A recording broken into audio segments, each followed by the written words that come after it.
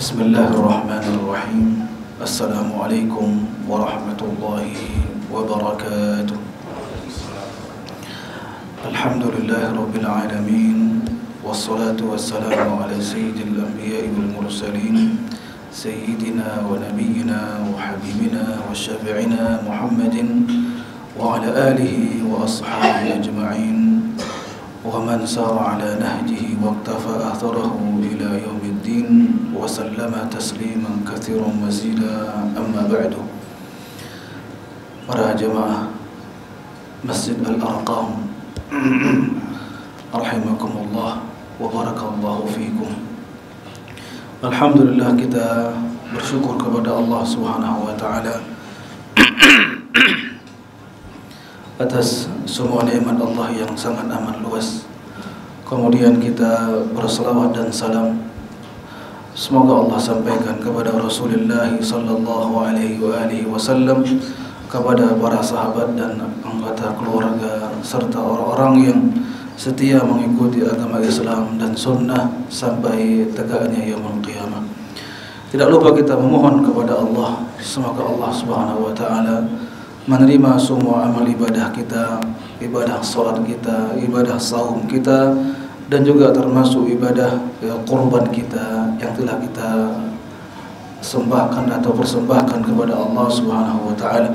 Allahumma taqabbal minna salatana wa qiyamana wa siyamana wa qurbanana wa sa'ira a'malina ya rabbal alamin. Allahumma amin ya rabbal alamin. Para jemaah rahimakumullah, tidak ada yang tidak mengenal ayat kursi yang akan kita jelaskan, yang akan ditafsirkan insyaallah rabbul alamin. Semua kita telah menghafalnya dan kita membacanya sekali sehabis salat fardu. Kemudian dibaca ketika mengawali zikir pagi dan sore. Kemudian dibaca sebelum tidur di waktu malam. Nah, ada 8 kali kita membaca ayat kursi ini. Dan ini menarik untuk kita kaji, apakah rahasia di balik keagungan ayat al-kursi ini. Hadis-hadis yang datang dari Nabi yang mulia sallallahu alaihi wasallam begitu banyak. Karena ayat kursi inilah ayat yang paling agung, sebagaimana surah Al-Fatihah itu surah yang paling mulia. Ada 4 buah hadis yang datang dari Rasulullah sallallahu alaihi wasallam. Yang pertama yang datang dari sahabat yang mulia yang bernama Ubay bin Ka'ab radhiyallahu anhu warḍahu. Ketika beliau ditanya oleh Rasul sallallahu alaihi wasallam, ini menunjukkan kemuliaan Ubay bin Ka'ab radhiyallahu anhu. Dan tentunya bukan Rasul yang tidak mengetahuinya, namun salah satu cara untuk mengajarkan kepada para sahabat tentang keutamaan ayat kursi ini.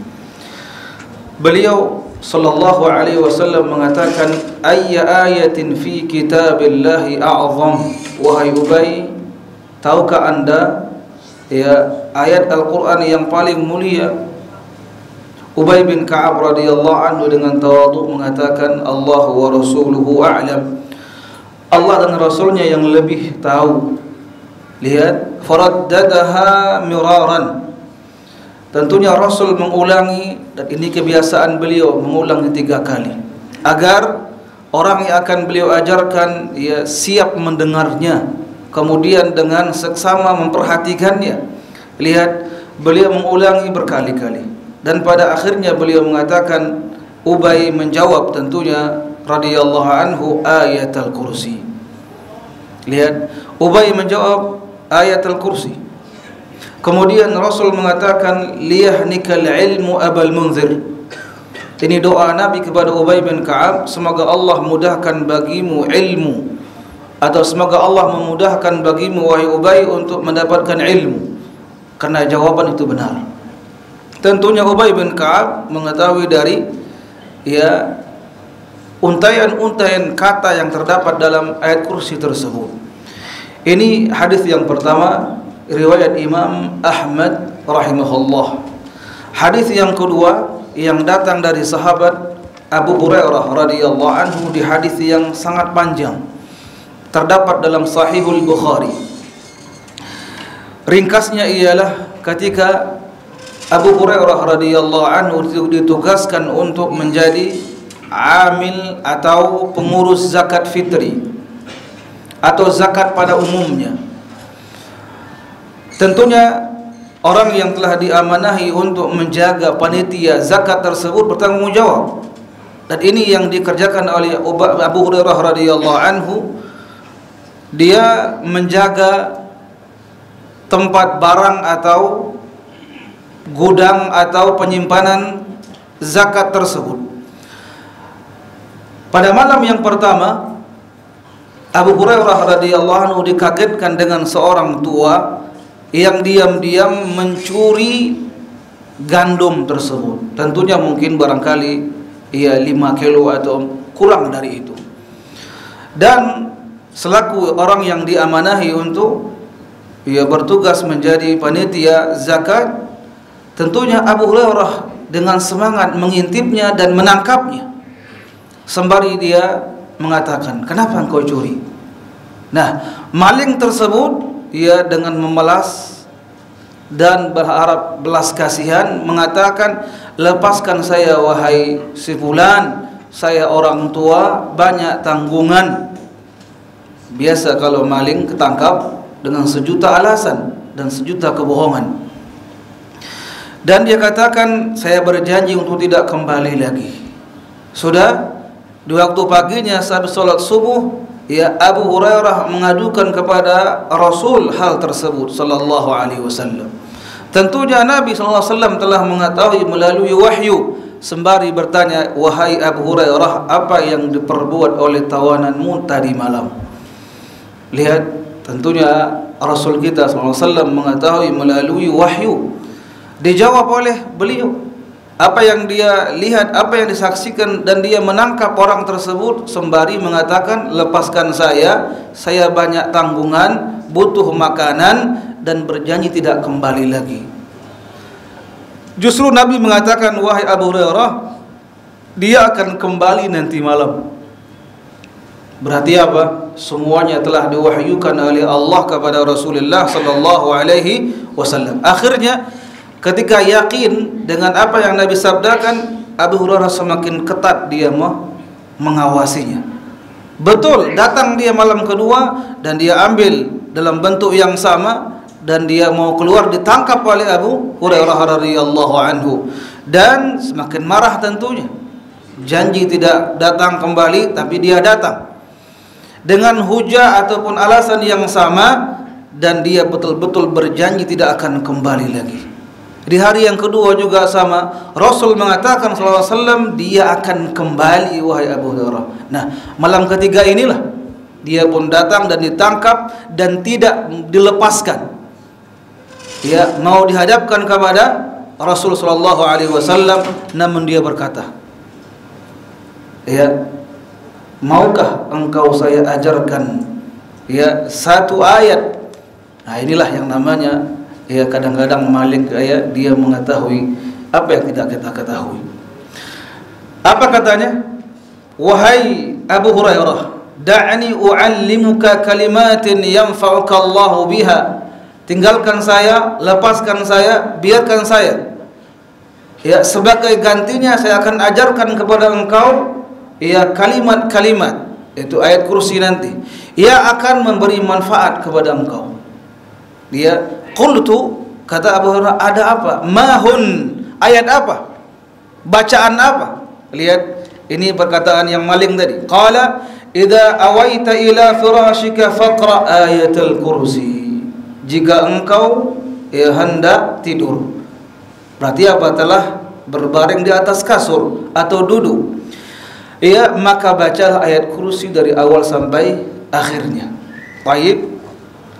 Kemudian maling tersebut memberikan dua manfaat besar atau mengkhabarkan dua khasiat faedah yang sangat besar. Yang pertama, fa innaka lan yazala 'alaika minallahi hafizun. Wahai Abu Hurairah, jika engkau membacanya sepanjang malam tersebut, Allah terus menjagamu. Yang kedua, wala yaqrubuka syaitanun hatta tusbih. Syaitan tidak akan pernah mendekatimu sampai datangnya waktu pagi. Berarti apa? Ada dua manfaat besar bagi kita membaca ayat kursi tersebut. Yang pertama, sepanjang kita tidur, sepanjang malam tersebut dijaga oleh Allah Subhanahu wa taala. Yang kedua, tidak akan pernah didekati oleh syaitan sampai datangnya waktu subuh. Maka Abu Hurairah radhiyallahu anhu melepaskan maling tersebut, dan di waktu pagi dia ceritakan kepada Rasulullah alaihi wasallam. Ya, bahkan kagetnya Nabi sallallahu alaihi wasallam sembari mengatakan apa yang diajarkan oleh orang tersebut. Ayat kursi Rasulullah dengan dua manfaatnya. Ya, kemudian ya Rasul mengatakan amma innahu sadaqaka wa huwa kadzub. Lihat, ketahuilah wahai Abu Hurairah, apa yang disampaikan itu benar, namun dia seorang pendusta besar. Kemudian wa ta'lam, ya, tahukah engkau man tukhatibu mudh thalath layalin ya Abu Hurairah? Tahukah anda wahai Abu Hurairah siapa yang engkau ajak berbicara selama 3 malam tersebut? Dijawab oleh Abu Hurairah, la, saya enggak tahu. Nabi katakan, dzaka syaitanun. Mohon ya jangan kita salah berpikir atau lagi salah memahaminya. Tentunya tidak boleh kita katakan berarti boleh kita berguru kepada syaitan, atau dengan ungkapan lain boleh kita mengambil ilmu kepada semua orang atau semua jenis sekte, semua orang. Enggak. Buktinya apa? Abu Hurairah tidak serta-merta menerima dan meyakini apa yang disampaikan oleh maling tersebut. Tapi dia minta apa? Tabayyun, minta tathabbut, klarifikasi kepada Rasul sallallahu alaihi wasallam. Baru ada pembenaran dari Nabi sallallahu alaihi wasallam, baru dia yakini. Lihat, Nabi katakan ama sadaqaka, ketahuilah dia itu bicara benar. Artinya apa? Manfaat membaca ayat kursi tersebut benar adanya. Berarti apa? Abu Hurairah barangkali belum mendengar keutamaannya, dan dia mendengar dari syaitan dan dibenarkan oleh Rasulullah sallallahu alaihi wasallam. Nah, itu hadis yang kedua. Hadis yang ketiga yang datang dari Abu Hurairah radhiyallahu anhu, Nabi bersabda sallallahu alaihi wasallam, suratul Baqarah. Surah Baqarah tersebut fiha ayatu sayyidati ayil Quran. Terdapat dalam Al-Baqarah satu ayat, penghulunya ayat, la tuqra fi baitin fihi syaitan illa kharaja min. Tidaklah dibaca di rumah yang ada syaitannya, dia akan kabur. Dia pasti apa? Kabur. Tentunya para jemaah Allah muliakan, kadang-kadang kita yang belum mengetahui, ya kita undang syaitan masuk ke rumah. Berat terasanya kita menerimanya atau mendengarnya, tapi itu konsekuensi kita untuk memperbaiki diri kita, memperbaiki ya apa yang telah menjadi ya kebiasaan kita tapi keliru. Timbanglah dengan agama Allah, timbanglah dengan hadis-hadis sahih datang dari Nabi sallallahu alaihi wasallam, dan beliau mengatakan jika ada gambar-gambar atau patung bernyawa di rumah tidak akan dimasuki oleh malaikat rahmah. Kemudian ya jika ada anjing yang di dalam rumah tidak akan masuk yang namanya malaikat rahmah. Jika kita masuk ke rumah tidak membaca bismillah dan assalamualaikum atau zikrullah pada umumnya, syaitan akan masuk bersama kita. Jika kita makan tidak mengucapkan bismillah, apalagi dengan menggunakan tangan kiri, syaitan ikut makan bareng. Sampai di waktu malam pun kita bersama istri di kasur kita tidak mengucapkan doa sebelum berhubungan, dia pihak ketiga membantu kita untuk berhubungan badan. Dan semua ini telah Nabi sabdakan sallallahu alaihi wasallam. Nah, dengan kita membaca kursi tersebut, kiranya insyaallah syaitan akan kabur dari rumah kita. Hadis yang keempat ialah yang datang dari sahabat yang mulia Abu Umamah Al-Bahili radhiyallahu anhu warḍahu. Dia berkata, telah bersabda Rasulullah sallallahu alaihi wasallam, man qara'a dubura kulli salatin maktubatin ayatul kursi lam yamna'hu min dukhul jannah illa an yamut. Barang siapa yang membaca sekali saja ayat kursi setelah solat fardu, ini yang kita amalkan. Jadi jangan buru-buru keluar kita. Barangkali mungkin kita telah merasakan sudah banyak pelanggan yang menunggu, sudah banyak pembeli yang antri. Betul. Kalaupun kita buru-buru, bacalah walaupun lagi jalan kaki. Tapi yang terbaik kita tenang, hanya membaca ayat kursi sekali, kemudian Al-Ikhlas, Al-Falaq, An-Nas ketika zuhur, asar dan isya. Ketika masuk maghrib dan waktu subuh, Al-Ikhlas 3 kali, Al-Falaq 3 kali dan An-Nas 3 kali. Semuanya memiliki faedah yang sangat besar. Kenapa? Di waktu pagi kita akan melalui 12 jam ke depannya. Kita mohon perlindungan Allah, mohon penjagaan dari Allah, dan juga mohon pengawasan dari Allah dari segala macam bentuk kejahatan. Ketika masuk maghrib, itulah awal daripada malam yang pada kebanyakan kejahatan terjadi di waktu malam, sampai praktek sihir terjadi di waktu sahur alias menjelang fajar. Nah, jemaah yang Allah muliakan, dengan ringkasnya kita sebutkan 4 keutamaan ayat kursi tersebut. Mari kita baca, ada 10 poin jemaah. Mari perhatikan 10 poin ayat kursi ini dari ungkapan ataupun ayat pertama ataupun kalimat yang pertama ialah setinggi-tingginya ungkapan, yaitu apa? Allahu la ilaha illahu. Allahu la ilaha illahu. Artinya apa? Allah lah yang tidak ada zat yang disembah melainkan Dia. Tidak ada satupun sesembahan yang kita memujanya, menyanjungnya, berharap menggantungkan diri kepadanya, kemudian kita meminta semua kebutuhan kita hanya kepada Allah Subhanahu wa taala. Itulah jemaah Allah muliakan, kita membenarkan bagaimana Rasulullah sallallahu alaihi wasallam selama di kota Makkah 10 tahun awalnya beliau fokuskan menyampaikan dakwah Islamiyah, hanya menyampaikan rukun Islam yang pertama, asyhadu an la ilaha illallah wa anna Muhammadar Rasulullah. Alangkah sulitnya mengikis semua kesyirikan, peribadatan kepada berhala, keyakinan kepada benda-benda. Itu yang beliau Nabi sampaikan selama 10 tahun lamanya. Kalau hanya memaknai kalimat la ilaha illallah, alangkah pintarnya Abu Jahal, Abu Lahab.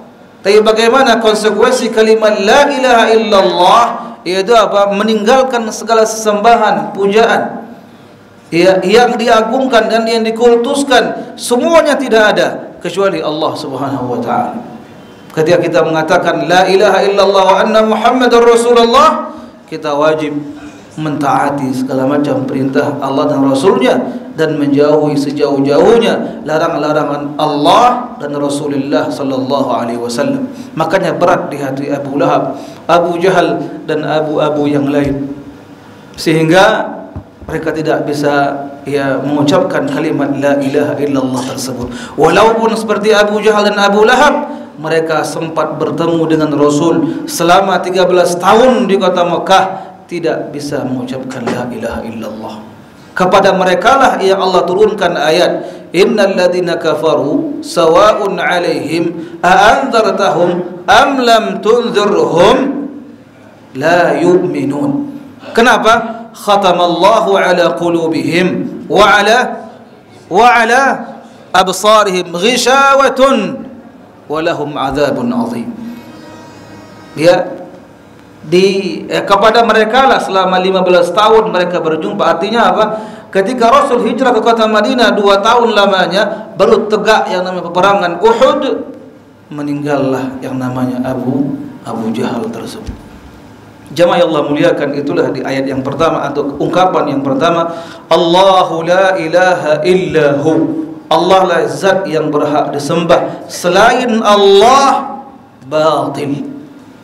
Selain Allah tidak berhak dipuja dan disembah. Nah, itulah Allah katakan Allahus Samad, Allah lah tempat bergantung semua makhluk. Poin yang kedua, Allah berfirman Al-Hayyu Al-Qayyum. Ini yang menjadi doa yang kita ungkapkan ketika zikir pagi dan sore. Ada kalimat Ya Hayyu Ya Qayyum birahmatika astaghithu aslih li sya'ni kullah wa la takilni ila nafsi tarfata ain. Begitu tingginya dua nama Allah tersebut. Dua nama Allah ini Al-Hayyu, dan kita menyebut dengan nama orang Abdul Hayy. Al-Qayyum, jika nama orang Abdul Qayyum. Al-Hayyu nama Allah. Dari nama Allah itu lahirlah sifat Allah Al-Hayah, Allah Maha Hidup, bahkan tidak akan pernah mati. Ya, kemudian Al-Qayyum, ya nama Allah lahirlah Qayyumiyatullah, Allah dengan sendirinya, ya tidak ada yang lain menciptakan alam semesta ini, mengaturnya, menjaganya dan merawatnya, hanya Allah Subhanahu wa taala. Lihat begitu luasnya. Jika kita memahami kalimat Alhamdulillahirabbil alamin, segala puji milik Allah. Rabb memiliki tiga makna. Yang pertama Al-Khaliq, yang menciptakan. Yang kedua Ar-Razik, yang mengatur rezeki makhluk, dan semua makhluk ini Allah yang menjatahnya. Allah, tidak ada orang bisa memastikan saya akan berangkat hari ini ke pasar dapat untung 5 juta. Enggak ada. Siapa yang bisa memastikan pelanggan saya hari ini karena hari Ahad tanggal muda 3.000 orang yang hadir? Enggak ada. Karena yang menggerakkan langkah dan hati Allah, bukan dagangan kita, bukan larisnya barang-barang yang kita miliki, bukan ramahnya kita ketika berjualan. Enggak. Makanya dari itu bagaimana keindahan doa yang kita baca ketika kita keluar rumah. Nabi ajarkan dia membaca Bismillah tawakkaltu ala Allah la haula wa la quwwata illa billah. Jadi Al-Hayyu Al-Qayyum, Allah yang Maha Hidup. Hidupnya Allah tidak serupa dengan kita.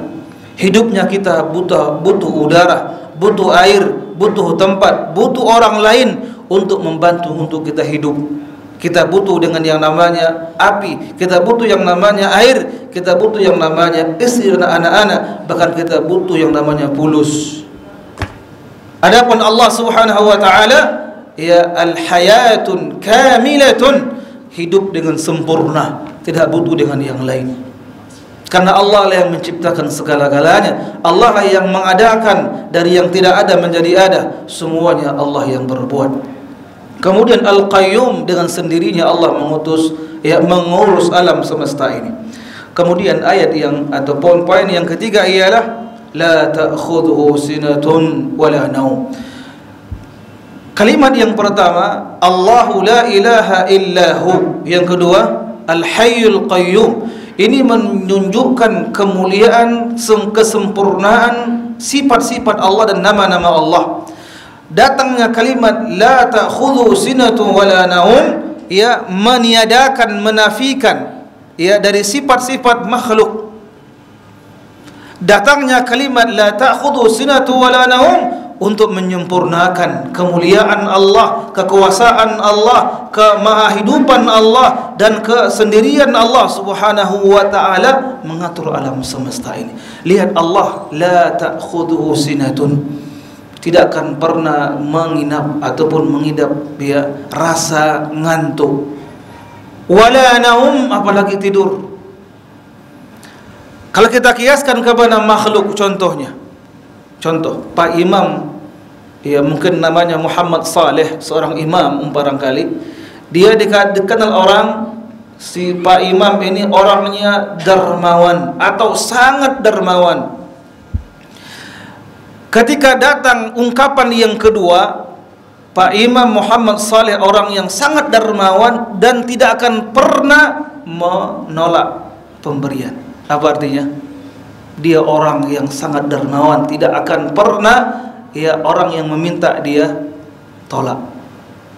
Bagaimana kalau ini Allah Rabbul Alamin, la ta'khudhuhu sinatun wa la naum, tidak akan pernah sekalipun ngantuk apalagi tidur, karena sibuk mengatur alam semesta ini. Dan bagaimana besarnya alam semesta, Allah lah yang mengaturnya. Al-Mudabbirul Kaun, yang mengatur semua kebutuhan manusia, bahkan semua kebutuhan makhluk yang ada. Jemaah yang Allah muliakan, menambah iman kita bagaimana ya besarnya ayat kursi ini. Dan kita jika paham apa yang kita baca, alangkah berhajatnya kita untuk membacanya sehabis salat. Kenapa? Begitu besar kandungan-kandungan ayat kursi tersebut. Poin yang keempat yaitu ungkapan firman Allah, lahu ma fis samawati wa ma fil ardh. Poin yang keempat ini menambah kebesaran, kesempurnaan dan kemaha perkasaan Allah tabaraka wa taala. Milik Allah apa yang ada di langit dan apa yang di bumi ini, semuanya milik Allah.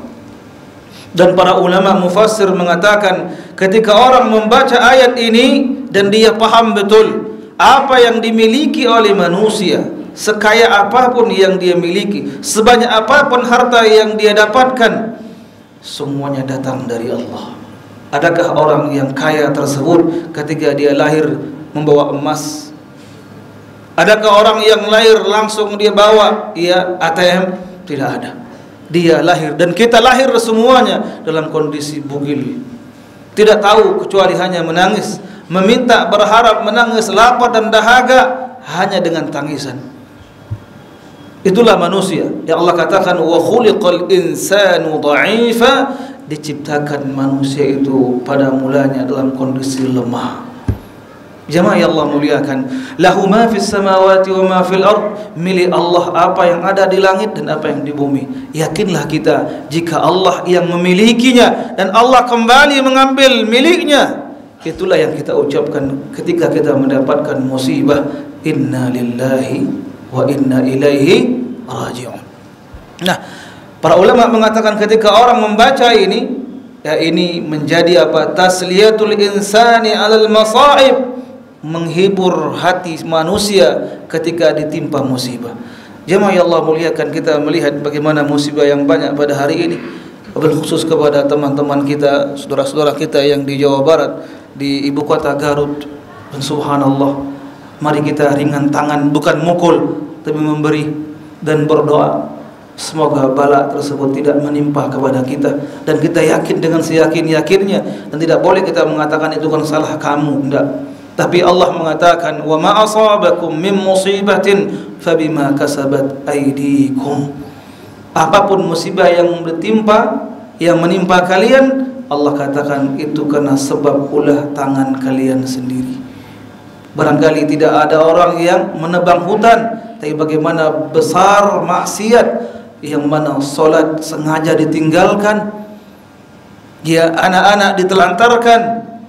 Barangkali begitu banyak orang yang menipu dan curang, serta bagaimana besarnya ya tingkat koruptor di negara kita ini. Dan kita mohon kepada Allah Subhanahu wa taala agar kita dijauhkan dari semua hal-hal yang berbau maksiat dan dosa. Amin ya rabbal alamin.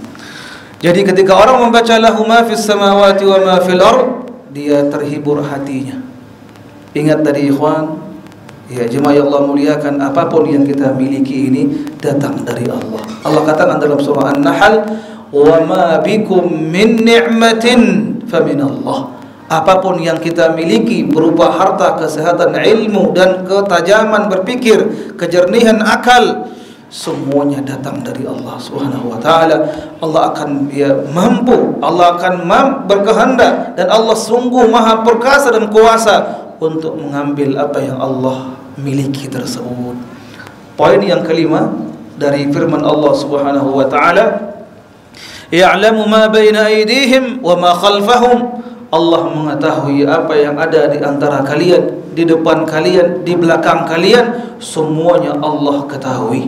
Allah As-Sami'ul Basir, Allah Maha mendengar dan Maha melihat. Inna rabbaka labil mirsad, sesungguhnya Rabbmu wahai Muhammad, kata Allah sallallahu alaihi wasallam, ya mirsad, apa? Maha memperhatikan semua gerak-gerik manusia. Jangankan yang tampak, yang tersembunyi pun Allah ketahui. Ya'lamu kha'inatal a'yun wa ma tukhfis sudur. Allah mengetahui apa yang menjadi curi pandang manusia dan apa yang terbetik di hati setiap manusia. Allah mengetahui karena Allah yang menciptakan hati tersebut. Jadi kalau kita memahami ayat ini, subhanallah, pencurian, kemudian korupsi, ya, kemudian berbuat apapun bentuknya maksiat dan dosa, dia akan terhenti. Itulah manfaat kita salat berjamaah tersebut, atau kita mengerjakan ibadah salat di mana Allah katakan innas salata tanha 'anil fahsya'i wal munkar. Sesungguhnya ibadah salat kalian tersebut, kata Allah, bisa mencegah dari perbuatan keji dan yang mungkar. Ya, kita mohon kepada Allah dengan kemuliaan Allah Subhanahu wa taala agar ibadah salat kita menjadi tameng penghalang dari perbuatan-perbuatan maksiat. Allahumma amin ya rabbal alamin. Kemudian poin yang ketujuh, wala yuhituna bi syai'in min 'ilmihi illa bima syaa. Manusia atau makhluk manapun tidak akan mampu mengukur keluasan ilmu Allah tabaraka wa taala. Kita buka ayat Al-Quran. Bagi yang memiliki Al-Quran, kita akan membuka dalam surah Al-An'am. Bukti bagaimana keluasan, bahkan tidak ada batasnya, bagaimana keluasan ilmu Allah, bagaimana keluasan pengetahuan Allah tabaraka wa ta'ala. Barangkali yang bawa mushaf, iya, bisa dibuka, ya, langsung ke halamannya. Ya, silakan yang membawa mushaf. Halaman 134 di ayat yang ke-59. Surah Al-An'am ayat 59 di halaman 134. Wa 'indahu mafatihul ghaib. Allah memiliki kunci-kunci ilmu ghaib. La ya'lamuha illa hu. Tidak ada satu pun makhluk yang tahu kecuali Allah tabaraka wa ta'ala.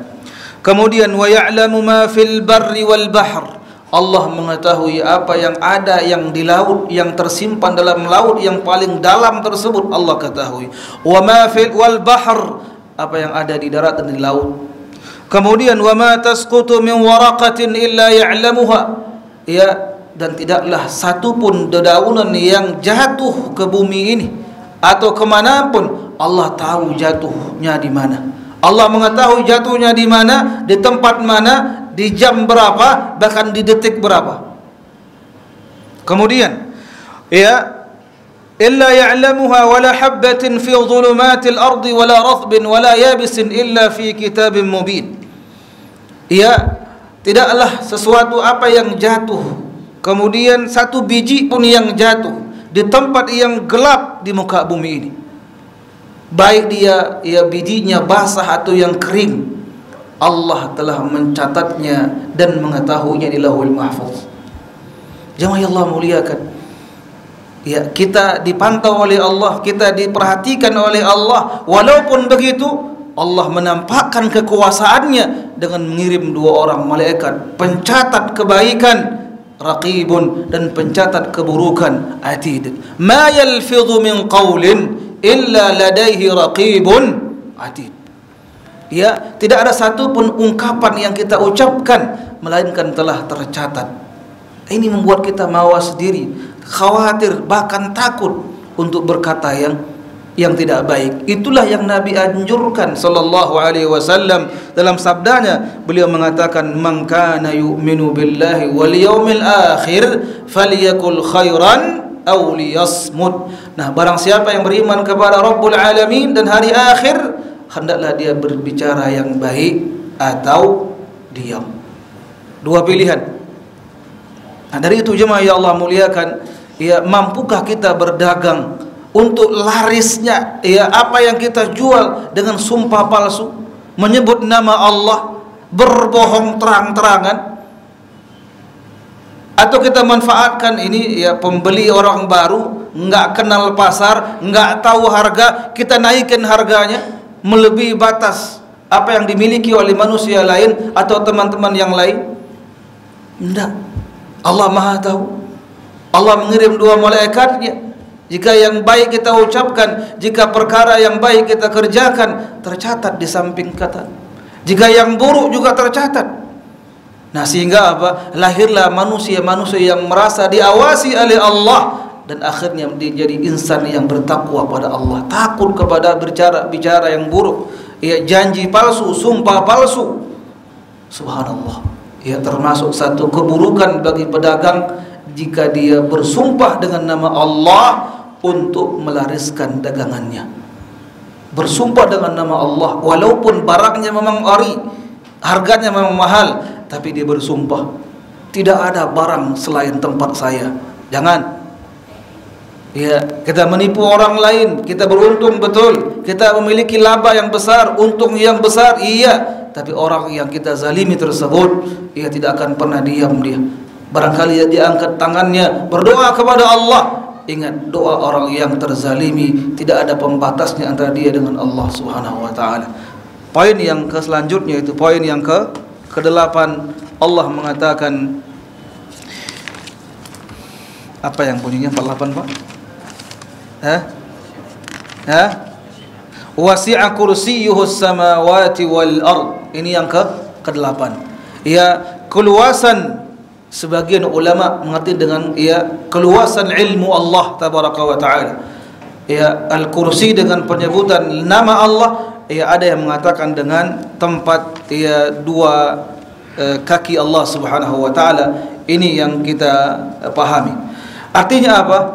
Allah Subhanahu wa taala Allah Rabbul Alamin yang akbar, yang maha besar, yang menciptakan segala-galanya. Begitu besarnya maka Jibril, begitu besarnya arash Allah tabaraka wa ta'ala, begitu besar dan luasnya langit yang kita lihat. Dan bagaimana keluasan ilmu Allah, bagaimana penjagaan Allah, ya, tentunya lebih besar lagi. Jemaah yang Allah muliakan, poin yang ke-9 ialah wala ya'uduhu hifdhuhuma. Allah tidak akan pernah merasa lelah dan capek untuk mengurus keduanya. Apa tadi? Langit dan bumi. Berarti apa? Allah Qadir, Al-Qahhar, Al-Azim. Itulah kata yang terakhir, wa huwal aliyyul azim, dan dia Allah maha tinggi, nama-namanya maha tinggi, sifat-sifatnya, satu pun sifat yang buruk tidak dimiliki oleh Allah. Segala macam sifat-sifat yang kurang atau yang buruk, apalagi yang sifatnya jelek, tidak pernah dimiliki oleh Allah Subhanahu wa taala. Perhatikan jemaah, bagi orang yang sering mentelaah Al-Qur'anul Karim, dia akan mendapatkan ketika ungkapan-ungkapan orang kufar Quraisy, mereka mengatakan Allah memiliki anak, pasti datang kalimat di depannya, Subhanak, Maha suci Allah.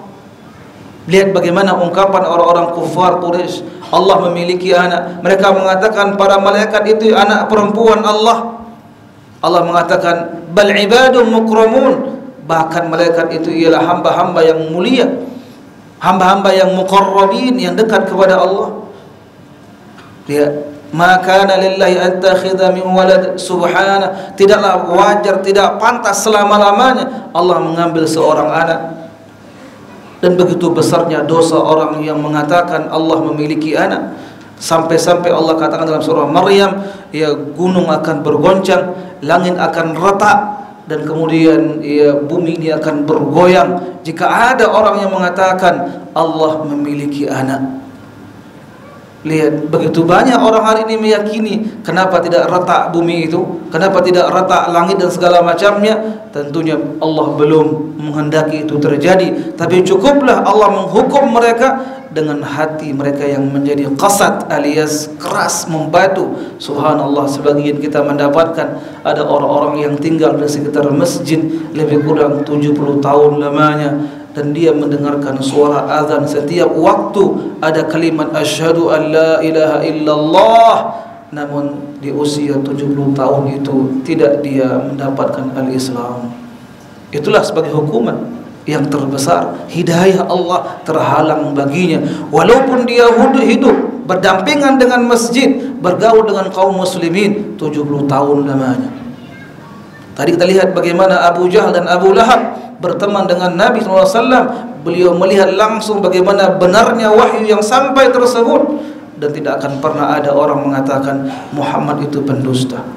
Jemaah yang Allah muliakan, nah barangkali itulah ringkasnya tentang tafsir ayat kursi ini. Dan kita berharap kepada Allah dan berdoa agar Allah memberikan kita taufik, yaitu kemudahan dan kekuatan kepada kita untuk bisa mengamalkan, membacanya sehabis sholat fardu masing-masing sekali, di waktu pagi dan sorenya masing-masing sekali, dan kita hendak tidur di waktu malam membaca ayat kursi tersebut. Nah, semoga Allah Subhanahu wa taala juga memberikan kita pahala yang besar dari apa yang kita kaji, apa yang kita pelajari, dan apa yang kita sampaikan. Dan kita mohon ampun kepada Allah dari berbagai macam kesalahan kita, kekurangan kita, ketidaktahuan kita akan begitu besarnya ayat kursi ini, dan menutup semua aib-aib keburukan kita yang pada ujungnya kita mendapatkan. Dan memohon kepada Allah juga agar mendapatkan karunia yang terbesar, diwafatkan di atas husnul khatimah. Amin ya rabbal alamin. Nah, barangkali ada waktu lebih kurang 10 menit lagi, kita bisa untuk soal dan jawab atau saling berdiskusi. Namun jika tidak ada, kita tutup saja insyaallah rabbul alamin. Fadhal ya jemaah. Fadhal ya akhi. Malaikat pencatat itu satu malaikat warna awal, karena kan Latin dan Latin. Iya. Dua malaikat atau satu malaikat itu? Baik. Ma yalfidhu min qawlin illa ladaihi raqibun atid. Tidaklah satu pun ungkapan yang keluar dari lisan seseorang melainkan ada malaikat yang menulisnya. Raqibun yang sebelah kanan, wa atid sebelah kiri. Jadi mencatat yang kanan dan yang kiri, dan wajib kita yakini itu malaikat. Dan kita termasuk mengimani rukun iman yang kedua, beriman dengan para malaikat. Lihat, semua itu menambah apa? Keyakinan kita akan benarnya Al-Quran, benarnya apa yang disampaikan oleh Rasulullah SAW. Malaikat sebagai petugas ataupun yang menulis, dan masih banyak yang lain. Ada malaikat yang menjaga kita depan dan belakang. Pada saatnya jika Allah menghendaki kita akan mendapatkan mara bahaya, Allah suruh malaikat tersebut untuk mundur atau maju sehingga kita kena musibah. Begitu sayangnya Allah kepada kita ya jemaah. Namanya malaikat hafazah. Dan ada yang katibun kiraman katibin ya'lamuna ma taf'alun. Innal abrara lafi na'im wa innal fujjara lafi jahim yaslawnaha yawmaddin wa ma hum 'anha bighaibin. Wallahu a'lam bissawab. Fadhal Pak terakhir. Waalaikumsalam akhi. Bagaimana hukumnya kalau seadanya kita baca ayat kursi itu di tengah riba atau di bulan suci gimana Ustaz?